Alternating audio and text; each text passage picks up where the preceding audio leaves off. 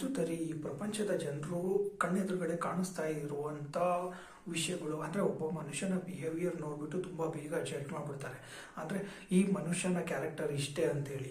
ನಾನು ಇದು ಯಾಕೆ ಹೇಳ್ತಾ ಇದ್ದೀನಿ ಅಂದರೆ, ನಾನು ನಿನ್ನೆ ಒಂದು ಪೇಯ್ಡ್ ಪ್ರಮೋಷನ್ ತೊಗೊಂಬರೋದಕ್ಕೆ ಹೋಗಿದ್ದೆ. ಆ ಒಂದು ಪೇಯ್ಡ್ ಪ್ರಮೋಷನ್ದು ತೊಗೊಂಬರೋದಕ್ಕೆ ಹೋದಾಗ ಅಲ್ಲಿರುವಂಥ ಯಾರು ನನಗೆ ಪೇಯ್ಡ್ ಪ್ರಮೋಷನ್ ಕೊಡ್ತಾಯಿದ್ರು ಅವರು ತುಂಬ ವಿಚಿತ್ರವಾಗಿ ಬಿಹೇವ್ ಮಾಡ್ತಾಯಿದ್ರು.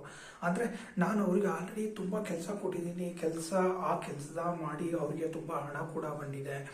ಈಗ ನಾನು ಮತ್ತೆ ಪೇಯ್ಡ್ ಪ್ರಮೋಷನ್ ಮಾಡೋದಕ್ಕೆ ಹೋದಾಗ ಮತ್ತೆ ನಾನು ಅವ್ರಿಗೆ ಪ್ರೂವ್ ಮಾಡುವಂಥ ಪರಿಸ್ಥಿತಿ ಬಂದಿತ್ತು. ಯಾಕೆಂದರೆ ಈಗ ನಾವು ಆನ್ಲೈನಲ್ಲಿ ನಾವು ಪ್ರಮೋಟ್ ಮಾಡೋದು ನೋಡ್ಬಿಟ್ಟು ಅವರು ಅನ್ಕೊತಾರೆ ಈ ಕೆಲಸ ತುಂಬ ಸುಲಭವಾಗಿದೆ, ಯಾರು ಬೇಕಾದರೂ ಮಾಡ್ಬೋದು, ಇವ್ರು ಬಂದು ವಿಡಿಯೋ ಮಾಡೋದಕ್ಕೆ ನಾನು ಹಣ ಕೊಡಬೇಕಾ ಅಂತ ಅವರ ಮೈಂಡ್ನಲ್ಲಿ ಆ ಒಂದು ಯೋಚನೆ ಬಂದಿತ್ತು. ನಾನು ಇದು ಯಾಕೆ ಹೇಳ್ತಾ ಇದ್ದೀನಿ ಅಂದರೆ, ನನಗಿದು ನಿನ್ನೆ ನಡೆದಂಥ ಈ ಒಂದು ಶಾಕಿಂಗ್ ಇನ್ಸಿಡೆಂಟಿಂದ ನನಗೆ ತಲೆ ಕೆಟ್ಟೋಗ್ಬಿಟ್ಟಿದೆ. ಯಾಕೆಂದರೆ ಆಲ್ರೆಡಿ 6-7 ವರ್ಷದಿಂದ ನಾನು ಅವ್ರಿಗೆ ತುಂಬ ಕೆಲಸ ಕೊಟ್ಟು ಪ್ರೂವ್ ಕೂಡ ಮಾಡಿದ್ದೀನಿ ನಾನು ಕೊಡುವಂಥ ಕೆಲಸದಲ್ಲಿ ಹಣ ಸಿಗುತ್ತೆ ಅಂತ ಹೇಳಿ. ಅಂದರೆ ಒಂದು ವಿಷಯ ನಾನು ನೇರವಾಗಿ ಹೇಳಲೇಬೇಕು. ಯಾಕೆಂದರೆ ನಾನು ಪ್ರಮೋಟ್ ಮಾಡೋದಕ್ಕೆ ಹೋಗಿದ್ದು ಅದು ಒಂಥರ ಅನ್ಆರ್ಗನೈಸ್ಡ್ ಸೆಕ್ಟರ್ ಅಂತಲೇ ಹೇಳ್ಬೋದು. ಅಂದರೆ ಈಗ ನೀವು ನಿಮ್ಮದೊಂದು ಕಾರ್ ಸರ್ವಿಸಿಗೆ ಕೊಡ್ತೀರಾ ಅಂದರೆ ಆ ಗ್ಯಾರೇಜ್ ಹುಡ್ಕೋದಕ್ಕೆ ಹೋದಾಗ ನೀವು ಎಲ್ಲದೂ ಚೆಕ್ ಮಾಡ್ತೀರಾ. ನೀವು ಕೊಡುವಂಥ ಕಾರ್ನ ಅವರು ಕರೆಕ್ಟಾಗಿ ಸರ್ವಿಸ್ ಮಾಡ್ತಾರಾ, ಅವ್ರು ಮಾಡಿರೋ ಸರ್ವಿಸ್ ಆಗಿದ್ಮೇಲೆ ಕಾರು ಕರೆಕ್ಟಾಗಿ ಓಡುತ್ತೋ ಇಲ್ವೋ, ಸರ್ವಿಸ್ ಮಾಡೋರಿಗೆ ಎಕ್ಸ್ಪೀರಿಯೆನ್ಸ್ ಇದೇನೋ ಇಲ್ವೋ, ಇದೆಲ್ಲ ಯೋಚನೆ ಮಾಡಿ ನೀವು ನೋಡ್ತೀರಾ. ಕರೆಕ್ಟಾ? ಆ ಗಾಡಿ ಸರ್ವಿಸ್ ಆಗಿ ಕಂಪ್ಲೀಟಾಗಿ ಡೆಲಿವರಿ ಆಗಿದ್ಮೇಲೆ ಕೂಡ ನೀವು ಓಡಿಸಿ ಪೂರ್ತಿ ಚೆಕ್ ಮಾಡಿದ್ಮೇಲೆ ನಿಮಗೆ ಸ್ಯಾಟಿಸ್ಫ್ಯಾಕ್ಷನ್ ಆಗಿದ್ಮೇಲೆ ಓಕೆ ಆಗುತ್ತೆ. ಅದೇ ಇವಾಗ ನಾನು ಆ ಗ್ಯಾರೇಜ್ನವ್ರಿಗೆ ಆಲ್ರೆಡಿ ಕೆಲಸನೂ ಕೊಟ್ಟಿದ್ದೀನಿ, ಅವರು ಕೆಲಸನೂ ಚೆನ್ನಾಗಿ ಮಾಡಿದ್ದಾರೆ, ಅವ್ರ ಕೈಗೆ ಹಣ ಕೂಡ ಸಿಕ್ಕಿದೆ. ಆದರೂ ಕೂಡ ನಾನು ಮತ್ತೆ ಅವ್ರಿಗೆ ಪ್ರೂವ್ ಮಾಡುವಂಥ ಪರಿಸ್ಥಿತಿ ಬಂದಿತ್ತು. ಅದಕ್ಕೆ ಇನ್ಮೇಲೆ ಏನು ಮಾಡ್ತೀನಿ ಅಂದರೆ, ನಾನು ಅವ್ರಿಗೆ ಈಗಿದೆ ಗ್ಯಾರೇಜ್ ಪ್ರಮೋಷನ್ಗೆ 2,000-3,000 ಸಾವಿರ ಅಂತ ಹೇಳಿದ್ದೆ. ಆದರೆ ಅಲ್ಲಿಗೆ ಹೋದಾಗ ಅವರ ಮನಸ್ಸಲ್ಲಿ ಈ ಒಂದು ನೆಗೆಟಿವ್ ಯೋಚನೆ ಬಂದಿತ್ತು. ಏನಪ್ಪ ಅಂದರೆ, ಇವರು ಬಂದು ವಿಡಿಯೋ ಮಾಡಿ ಇಷ್ಟೊಂದು ಸುಲಭವಾಗಿ ಪ್ರಮೋಷನ್ ಮಾಡಿ ಹಣ ತೊಗೊಂಡು ಹೋಗ್ತಾ ಇದ್ದಾರಲ್ಲ ಅಂತ ಅವ್ರಿಗೆ ಬಂದಿತ್ತು.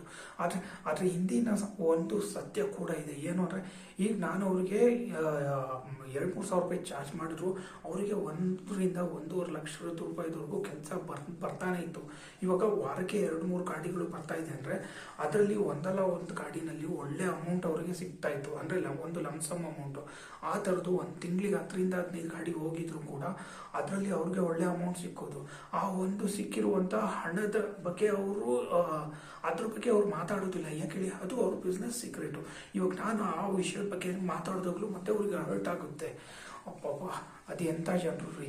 ಕೊನೆಗೆ ನಾನು ಹೇಳ್ತಾ ಇರುವಂಥ 2-3 ಸಾವಿರ ರೂಪಾಯಿ ನಾನು ಫ್ರೀಯಾಗಿ ತೊಗೊಂಡು ಹೋಗ್ತಾ ಇದ್ದೀನಿ ಅಂತ ಅವರು ಯೋಚನೆ ಮಾಡ್ತಾಯಿದ್ರು. ಒಬ್ಬ ಮನುಷ್ಯನ ಯೋಚನೆ ಒಂದು ಆ್ಯಂಗಲಲ್ಲಿ ಮಾತ್ರ ಅವರು ಯೋಚನೆ ಮಾಡ್ತಾರೆ. ನಾನು ಕೊಟ್ಟಿರುವಂಥ ಕೆಲಸದಿಂದ ಅವರಿಗೆ ಹಣ ಬರುತ್ತೆ, ಅದ್ರ ಬಗ್ಗೆ ನಾನು ಮಾತಾಡ್ಬೋದು. ಆಮೇಲೆ ನಾನು ಕೊಡುವಂಥ ಕೆಲಸದಿಂದ ನಾವು ಒಂದು ಪ್ರಮೋಷನ್ಗೆ ನಾನು ಏನು 2,000-3,000 ರೂಪೀಸ್ ತೊಗೊತಾ ಇದ್ದೀನೋ ಇದ್ರ ಮೇಲೆ ಅವ್ರಿಗೆ ಯೋಚನೆ. ಅಂದರೆ ನಾನು ಏನು ಕೆಲಸ ಮಾಡಿದೆ ಹಾಗೆ ಆ ಒಂದು ಹಣ ತೊಗೊಂಡು ಹೋಗ್ತೀನಿ ಅನ್ನೋದು ಅವರ ಮೈಂಡ್ ಸೆಟ್ನಲ್ಲಿದೆ. ಇದರಲ್ಲಿ ಇನ್ನೊಂದು ಆ್ಯಂಗಲ್ ಕೂಡ ಇದೆ. ಏನು ಗೊತ್ತಾ, ಇವಾಗ ನಾನು ಹೋಗಿ ಗ್ಯಾರೇಜ್ ಪ್ರಮೋಷನ್ ಮಾಡ್ತಾ ಇದ್ದೀನಿ ಅಂದರೆ ಒಂದೇ ಏರಿಯಾದಲ್ಲಿ 8-10 ಗ್ಯಾರೇಜ್ಗಳಿರ್ತವೆ.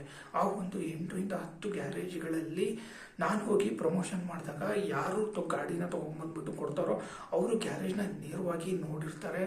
ಆಮೇಲೆ ನಾನು ಆ ವಿಡಿಯೋ ಮಾಡಿರೋದ್ರಿಂದ ಅವರಿಗೆ ಈತ ಗ್ಯಾರೇಜ್ ಮೇಲೆ ನೋಡ್ರು ಕೂಡ ಒಂದು ಪಾಸಿಟಿವ್ ಥಾಟ್ ಬರುತ್ತೆ. ಏನಪ್ಪ ಅಂದರೆ, ಇವರು ಆನ್ಲೈನಲ್ಲಿ ಪ್ರಮೋಟ್ ಮಾಡಿದ್ದಾರೆ ಅಂದರೆ ಇವರಿಗೆ ತುಂಬ ಸೀರಿಯಸ್ ಆಗಿದೆ, ಅಂದರೆ ಇವರು ಸರ್ವಿಸ್ ಚೆನ್ನಾಗಿ ಮಾಡ್ತಾರೆ, ಅಂದರೆ ಇವರಿಗೆ ಒಳ್ಳೆ ಕಸ್ಟಮರ್ ಬೇಕು ಅಂತ ಇವ್ರು ಈ ಥರ ಪ್ರಮೋಷನ್ ಕೊಟ್ಟಿದ್ದಾರೆ ಅಂತ ಅವ್ರ ಮೈಂಡಲ್ಲೂ ಕೂಡ ಒಂದು ಪಾಸಿಟಿವ್ ಥಾಟ್ ಹೋಗುತ್ತೆ. By chance one time service ಕೊಟ್ಬಿಟ್ಟು ಚೆಕ್ ಮಾಡೋಣ ಅನ್ನುವಂಥ ಯೋಚನೆ ಬರುತ್ತೆ. ಆಗ ಅವ್ರು ಏನು ಮಾಡ್ತಾರೆ, ಉಳಿದಿರುವಂಥ 9 ಗ್ಯಾರೇಜ್ಗಳನ್ನು ಬಿಟ್ಟು ಯಾರು ಪ್ರಮೋಷನ್ ಕೊಟ್ಟಿರ್ತಾರೋ ಅವರು ಗ್ಯಾರೇಜ್ ಕೂಡ ನೋಡಿರ್ತಾರೆ. ಆ ಗ್ಯಾರೇಜಲ್ಲಿ ಬಂದಿರುವಂಥ ನಿಲ್ಲಿಸಿರುವಂಥ ವೆಹಿಕಲ್ಗಳು ಕೂಡ ನೋಡ್ತಾರೆ. ಆಗ ಅವ್ರ ಮೈಂಡಲ್ಲಿ ಒಂದು ಥಾಟ್ ಬರುತ್ತೆ. ಅವ್ರ ಮೊಬೈಲಲ್ಲಿ, ಕಂಪ್ಯೂಟರಲ್ಲಿ, ಲ್ಯಾಪ್ಟಾಪ್ನಲ್ಲಿ ನೇರವಾಗಿ ನೋಡ್ತಾರಲ್ವ, ಅವರಿಗೆ ಮೈಂಡಲ್ಲಿ ಒಂದು ಥಾಟ್ ಬರುತ್ತೆ, ಈ ಗ್ಯಾರೇಜ್ಗೆ ಹೋಗಿ ಒನ್ ಟೈಮ್ ಸರ್ವಿಸ್ ಮಾಡಿಸ್ಬೇಕು ಅಂತ ಅವ್ರು ಕೊನೆ ಪಕ್ಷ ಅವರು ಟ್ರೈ ಮಾಡ್ತಾರೆ. ಆ ಥರ ಟ್ರೈ ಮಾಡಿದಾಗ ಅವ್ರ ಎದುರುಗಡೆ 10 ಗ್ಯಾರೇಜ್ಗಳ ಆಪ್ಷನ್ ಇದ್ರು ನಾನು ಅವ್ರಿಗೆ ಒಂದು ಗ್ಯಾರೇಜ್ ತೋರಿಸಿ ಇಲ್ಲಿಗೆ ಹೋಗಿ ಅಂತ ಹೇಳ್ತೀನಲ್ವ, ಅದಕ್ಕೂ ಕೂಡ ಒಂದು ಅನುಭವ ಬೇಕಾಗುತ್ತೆ. ಈ ಥರ ಮಾಡಿ ಅವ್ರ ಕೊನೆಗೆ ಬಂದು ಅವ್ರ ಗಾಡಿ ತೊಗೊಂಡು ಕೊಟ್ಟು ಸರ್ವಿಸ್ ಮಾಡಿಸ್ಕೊಂಡು ತೊಗೊಂಡು ಹೋಗಿ ಆ ಒಂದು ಅವರಿಗೆ ಕೊನೆಗೆ ಸ್ಯಾಟಿಸ್ಫ್ಯಾಕ್ಷನ್ ಆಗುತ್ತೆ. ಓ, ಇವರು ನನಗೆ ಹೇಳಿದರು ಅಂದರೆ ಈ ಥರದ್ದು ಒಂದು ಪ್ರಮೋಷನ್ಗೆ ಒಂದು ಬೆಲೆ ಇದೆ. ಈ ಥರ ಪೇಯ್ಡ್ ಪ್ರಮೋಷನ್ ಮಾಡಬೇಕು ಅಂದರೆ ಯಾರು ನಮಗೆ ಬೆಲೆ ಕೊಡ್ತಾರೋ ಅವರಿಗೆ ಪೇಯ್ಡ್ ಪ್ರಮೋಷನ್ ಮಾಡಬೇಕು ಅಂತ ಇದ್ದೀನಿ. ಇದರಲ್ಲಿ ಇನ್ನೊಂದು ಏನು ನಾನು ಕಲಿತೆ ಅಂದರೆ, ನಾನು ಅವರಿಗೆ 2,000-3,000ಕ್ಕೆ ಕೊಡ್ತಾ ಇದ್ದಲ್ವ, ಆ ಒಂದು ಹಣಕ್ಕೂ ಅವರು ಬೆಲೆ ಕೊಟ್ಟಿಲ್ಲ. ನನಗೆ ಆ್ಯಸ್ ಎ ಪರ್ಸನ್ ನನಗೂ ಕೂಡ ಬೆಲೆ ಕೊಟ್ಟಿಲ್ಲ. ಅದಕ್ಕೆ ಇನ್ಮೇಲೆ ನಾನು ಪೇಯ್ಡ್ ಪ್ರಮೋಷನ್ ಮಾಡಿದ್ರೆ 5,000ಕ್ಕಿಂತ ಕಡಿಮೆನಲ್ಲಿ ಮಾಡೋದಿಲ್ಲ. ಈಗ ಅನುಭವಿಸಿ ನಿಮ್ಮ ಹಣೆ ಬರ. ನಾನು ಅಷ್ಟಕ್ಕೆ ಯಾಕೆ ಮಾಡ್ತಾ ಇದ್ದೆ ಅಂದರೆ, ಹೊಸದಾಗಿ ಮಾಡ್ತಾ ಇದ್ದೀನಿ. ಆಲ್ರೆಡಿ ಅವರಿಗೆ ಸ್ವಲ್ಪ ಕೆಲಸ ಕೊಟ್ಬಿಟ್ಟು ಅವರಿಗೆ ಭರವಸೆ ತಗೊಳ್ಳೋಣ ಅಂತ ನಂದು ಉದ್ದೇಶ ಇತ್ತು. ಆದರೆ ಈಗ ಆ ಥರ ಮಾಡೋದಿಲ್ಲ. ನಾನು ಅವರಿಗೆ ಅನುಕೂಲ ಆಗಲಿ ಅಂತ ಕಡಿಮೆನಲ್ಲಿ ಮಾಡ್ತಾ ಇದ್ದೆ. ಕೊನೆಗೆ ನಾನು ಹೋಗಿ ಪ್ರಮೋಷನ್ ಮಾಡುವಾಗ ನನಗಲ್ಲಿ ಅಷ್ಟು ಹಣ ಸಿಕ್ಕಿಲ್ಲ ಅಂದರೆ ನನಗೂ ಮಾಡೋದಕ್ಕೂ ಮನಸ್ಸು ಬರೋದಿಲ್ಲ. ನನ್ನ ಆ ಪರಿಸ್ಥಿತಿನಲ್ಲಿ ನನಗೂ ಕೂಡ ಈ ಕೆಲಸದ ಮೇಲೆ ಇಂಟ್ರೆಸ್ಟೇ ಹೋಯಿತು. ಇನ್ಮೇಲೆ ನಾನು ಮಾಡುವಂಥ ಕೆಲಸ ಯಾವ ಥರ ಇರುತ್ತೆ ಅಂದರೆ, ಯಾರಿಗೆ ತುಂಬ ಅವಶ್ಯಕತೆ ಇದೆ, ಯಾರಿಗೆ ಅವ್ರು ಹಿಡಿದಿರುವಂಥ ಕೆಲಸ ತುಂಬ ಸುಲಭವಾಗಿ ಆಗಬೇಕು ಅಂದರೆ ಕರೆಕ್ಟ್ ಕಸ್ಟಮರ್ನ ಕರೆಕ್ಟ್ ಗ್ಯಾರೇಜ್ನ ಮ್ಯಾಚ್ ಆಗಬೇಕು. ಆ ಥರದ್ದು ಒಂದು ಆ್ಯಂಗಲಲ್ಲಿ ಯೋಚನೆ ಮಾಡಿ ನಾನು ಕೆಲಸ ಮಾಡಬೇಕು ಅಂತ ಇದ್ದೀನಿ. ಆದರೆ ನನಗೆ ಅವರು ಕೊಟ್ಟಿರುವಂಥ ರಿಯಾಕ್ಷನ್ ನೋಡಿದ ಮೇಲೆ ನನಗೆ ತುಂಬ ಬೇಜಾರಾಯಿತು. ಕೊನೆಗೆ ನಾನು ಆ ಕಡೆಯಿಂದ ಕೊನೆಗೆ ಬರುವಾಗ ಅವರು ಒಂದೇ ಡೈಲಾಗ್ ಹೇಳಿದರು, ಓ ನೀವು ಬಂದಿದ್ದೀರಲ್ವ, ಇದು ಒಂಥರ ವಿಸಿಟಿಂಗ್ ಚಾರ್ಜು ಕೂಡ ಕೊಡಬೇಕಾ ಅಂತ ಒಂದು ಮಾತು ಹೇಳಿದರು. ಅವರೇನೋ ಅಷ್ಟೊಂದು ಸುಲಭವಾಗಿ ಹೇಳಿದರು. ಆದರೆ ಎದುರುಗಡೆ ಯಾರು ಕೇಳ್ತಾರೋ ಅವ್ರ ಮನಸ್ಸಲ್ಲಿ ಏನು ಯೋಚನೆ ಓಡ್ತಾ ಇದೆ ಅನ್ನೋದ್ರ ಬಗ್ಗೆ ಅವ್ರು ಯೋಚನೆ ಮಾಡಿಲ್ಲ. ಈಗ ಅನುಭವಿಸಿ.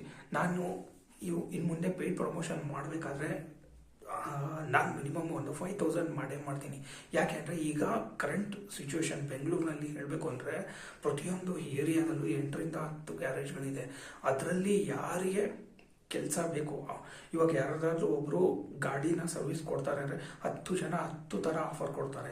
ಅದರಲ್ಲೂ ಒಂಥರ ಬಿಡ್ಡಿಂಗ್ ಮಾಡಿದಾಗುತ್ತೆ. ಯಾರು ತುಂಬ ಚೆನ್ನಾಗಿ ಸರ್ವಿಸ್ ಮಾಡಿ ಯಾರು ಒಳ್ಳೆ ಕೆಲಸ ಕೊಡ್ತಾರೋ ಅವ್ರಿಗೆ ಇವರು ಹೋಗ್ತಾರೆ. ಆ ಥರ ಇರುವಾಗ ನಾನು ಹೋಗಿ ಪ್ರಮೋಟ್ ಮಾಡ್ತಾ ಇದ್ದೀನಿ ಅಂದರೆ ಜನರು ನನಗೆ ನಂಬಿ ನಾನು ತೋರಿಸಿರೋದ್ರಿಂದ ಹಾಗಾಗಿ ಇವರಿಗೆ ಸರ್ವಿಸ್ ಹೋಗುತ್ತೆ. ಬರೀ ನಾನು ತೋರಿಸೋದಲ್ಲ, ನಾನು ಯಾರಿಗೆ ಬಂದು ಪ್ರಮೋಟ್ ಮಾಡಿರ್ತೀನೋ ಅವರು ಕೂಡ ತುಂಬ ಚೆನ್ನಾಗಿ ಸರ್ವಿಸ್ ಕೊಟ್ಟರೆ ಅದು ವರ್ಕೌಟ್ ಆಗುತ್ತೆ. ಅಂದರೆ ನಾನು ಮಾಡಿರುವಂಥ ಕೆಲಸ ಕಂಪ್ಲೀಟ್ ಆಗುತ್ತೆ. ಅದಕ್ಕೆ ನಾನು ಇನ್ಮೇಲಿಂದ ಯಾರಿಗೆ ಸೆಲೆಕ್ಟ್ ಮಾಡ್ತಾ ಇದ್ದೀನಿ ಅಂದರೆ, ಯಾರಿಗೆ ಕರೆಕ್ಟಾಗಿ ಮನಿ ಮ್ಯಾನೇಜ್ಮೆಂಟ್ ಬರುತ್ತೋ, ನಾನು ಹೋಗಿ ಮಾಡುವಂಥ ಕೆಲಸದಿಂದ ನನ್ನ ಬೆಲೆ ಕೂಡ ಅವ್ರಿಗೆ ಗೊತ್ತಾಗಬೇಕು, ಅಂಥವ್ರಿಗೆ ನಾನು ಕೊಡಬೇಕು ಅಂತ ಇದ್ದೀನಿ. ಆದರೆ ನಾನು ಹೋಗಿ ಬಂದಿರುವಂಥ ಈ ಒಂದು ಪೇಯ್ಡ್ ಪ್ರಮೋಷನಿಂದ ನಾನು ಅನ್ಕೊಂಡ್ರು ತುಂಬ ತಲೆ ಕೆಟ್ಟೋಗ್ಬಿಟ್ಟಿದೆ. ಕೊನೆಗೆ ಈಗ ಡಿಸೈಡ್ ಮಾಡಿಬಿಟ್ಟಿದ್ದೀನಿ. ಇನ್ನೊಂದು ಏನಪ್ಪ ಅಂದರೆ, ಬೆಂಗಳೂರಿನಲ್ಲಿ ಗ್ಯಾರೇಜ್ಗಳು ಸಿಕ್ಕಾಪಟ್ಟಿದೆ. ಅಂದರೆ 2019 ಡಾಟಾ ಪ್ರಕಾರ ನಾನು ಬಂದು ಆನ್ಲೈನು ಬೇರೆಯವ್ರ ಡಾಟಾ ಅದು ಇದು ಯಾವುದೂ ಚೆಕ್ ಮಾಡಿಲ್ಲ. ನಾನೇ ಗ್ರೌಂಡ್ನಲ್ಲಿ ತುಂಬ ಜಾಗದಲ್ಲಿ ತಿರುಗಾಡಿದ್ದೀನಿ. ಆಲ್ರೆಡಿ ತುಂಬ ಜನರಿಗೂ ಕೆಲಸ ಕೊಟ್ಟಿದ್ದೀನಿ. ಆ ಒಂದು ಡಾಟಾ ಪ್ರಕಾರ ಹೇಳಬೇಕು ಅಂದರೆ 2019ರಲ್ಲಿ 1,900 ಗ್ಯಾರೇಜ್ಗಳಿತ್ತು. ಅಂದರೆ ಈಗ 6 ವರ್ಷ ಆಗಿದ್ಮೇಲೆ ಎಷ್ಟು ಜಾಸ್ತಿ ಆಗಿರ್ಬೋದು ನಂಬರ್ಸ್ಗಳು ಯೋಚನೆ ಮಾಡಿ. ಅದರಲ್ಲಿ ನಾನು ಕೊಡುವಂಥ ಪೇಯ್ಡ್ ಪ್ರಮೋಷನಿಂದ ಅವ್ರಿಗೂ ಕೂಡ ಯೂಸ್ ಆಗಬೇಕು. ಅಂದರೆ ಯಾರು ಗಾಡಿ ತೊಗೊಂಬಂದು ಕೊಡ್ತಾರೋ ಅವ್ರಿಗೆ ಸರ್ವಿಸ್ ಒಂದು ಸ್ಯಾಟಿಸ್ಫ್ಯಾಕ್ಷನ್ ಆಗೋ ಥರ ಇರಬೇಕು. ಸರ್ವಿಸ್ ಮಾಡೋರು ಕೂಡ ಇದು ಒಂಥರ ಕರೆಕ್ಟಾಗಿ ಮ್ಯಾಚ್ ಆಗಬೇಕು. ಅಂದರೆ ಕೆಲಸ ತುಂಬ ಸುಲಭವಾಗಿ ಆಗಬೇಕು. ಇದ್ರ ಜೊತೆಗೆ ಇನ್ನೊಂದು ಗ್ರೌಂಡ್ ರಿಪೋರ್ಟ್ ಹೇಳ್ತೀನಿ ಕೇಳಿ. ಈಗ ಯಾರು ಕರೆಕ್ಟಾಗಿ ಸರ್ವಿಸ್ ಮಾಡ್ತಾ ಇದ್ದಾರೋ ಅವರಿಗೆ ಒಳ್ಳೆ ಕಸ್ಟಮರ್ಗಳು ಸಿಗ್ತಾ ಇಲ್ಲ. ಅಂದರೆ ಯಾರು ತಮ್ಮ ಗಾಡಿನ ತುಂಬ ಸುಲಭವಾಗಿ ಯಾರು ಚೆನ್ನಾಗಿ ಮಾಡ್ತಾರೆ ಅಂತ ಹುಡುಕ್ತಾ ಇದ್ದಾರೋ ಅವರಿಗೆ ಅವರು ಸಿಗ್ತಾ ಇಲ್ಲ. ಇದರಲ್ಲಿ ಇನ್ನೊಂದು ಕೂಡ ಇದೆ, ಯಾರು ಚೆನ್ನಾಗಿ ಸರ್ವಿಸ್ ಮಾಡ್ತಾ ಇಲ್ವೋ ಅವರಿಗೆ ಒಳ್ಳೆ ಕಸ್ಟಮರ್ಗಳು ಸಿಗ್ತಾ ಇದ್ದಾರೆ. ಅಂದರೆ ಅದು ಮ್ಯಾಚ್ ಆಗ್ತಾ ಇಲ್ಲ. ಅಂದರೆ ಗಾಡಿ ಸರ್ವಿಸ್ ಕೊಡೋರಿಗೂ ಮ್ಯಾಚ್ ಆಗ್ತಾ ಇಲ್ಲ, ಸರ್ವಿಸ್ ಮಾಡೋರಿಗೂ ಮ್ಯಾಚ್ ಆಗ್ತಾ ಇಲ್ಲ. ಅಂಥದ್ರಲ್ಲಿ ನಾನು ಮಾಡಿ ಹಾಕೋದ್ರಿಂದ ಇದರಲ್ಲಿ ಅವರೇ ಸೆಲೆಕ್ಟ್ ಮಾಡಿ ಹೋಗೋದ್ರಿಂದ ಆ ಒಂದು ಪ್ರಾಬ್ಲಮ್ ಸಾಲ್ವ್ ಆಗ್ಬೋದು ಅಂತ ನಾನು ಈ ಕೆಲಸದಲ್ಲಿ ಮಾಡಬೇಕು ಅಂತ ಇದ್ದೆ. ಆದರೆ ನನಗೆ ಈ ಫೀಲ್ಡಲ್ಲಿ ಕೆಲಸ ಮಾಡೋದಕ್ಕೆ ಬಿಲ್ಕುಲ್ ಇಂಟ್ರೆಸ್ಟ್ ಹೋಗ್ಬಿಟ್ಟಿದೆ. ಅದಕ್ಕೆ ನಾನು ಫೈನಲ್ ಆಗಿ ಹೇಳಬೇಕು ಅಂದರೆ, ಇಷ್ಟು ದಿವಸ ನಾನು 2-3 ಸಾವಿರದಲ್ಲಿ ಮಾಡಬೇಕು ಅಂತ ಇದ್ದಿದ್ದಂಥ ಪ್ರಮೋಷನ್ನು ಈಗ ನಾನು ಅದರಲ್ಲೂ ಗ್ಯಾರೇಜ್ ಪ್ರಮೋಷನ್ ಅಂತ ಬಂದಾಗ 5,000 ರೂಪಾಯಿಗಿಂತ ಕಡಿಮೆ ಇದ್ದರೆ ಮಾಡೋದಕ್ಕೆ ಹೋಗೋದಿಲ್ಲ. ಇನ್ನೊಂದು ಏನಪ್ಪ ಅಂದರೆ, ನಾನು ಅವ್ರಿಗೆ ಪ್ರಾಮಿಸ್ ಮಾಡೋದಿಲ್ಲ. ನಾನು ಕೆಲಸ ಬರುತ್ತೆ.